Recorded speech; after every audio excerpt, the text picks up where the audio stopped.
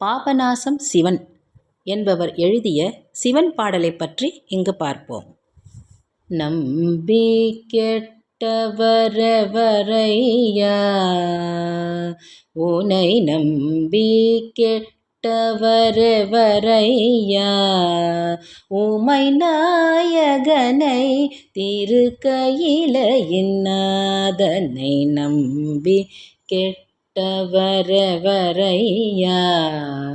அம்புலி கங்கையணிந்த ஜட்டாதரம், அம்புலி கங்கையணிந்த ஜட்டாதரம், அன்பர் மனம் கவர் சம்பு கபாலியை நம்பி கெட்டவரவரையா.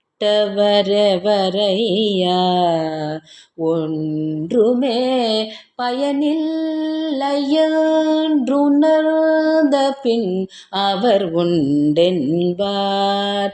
ஒன்றுமே பயனில்லையென்றுணர்ந்த பின் அவர் உண்டென்பார்.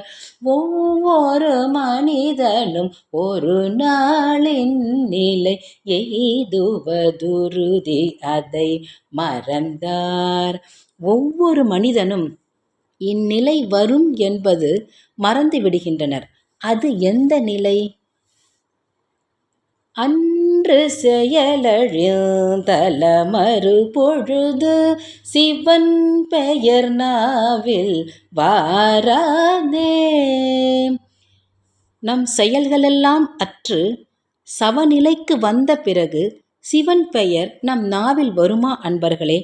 எனவே அவர் கூறுகிறார், ஆதலினால் மனமே சிவன் நாமம் சொல்லி பழகு பழகு அன்புடன்.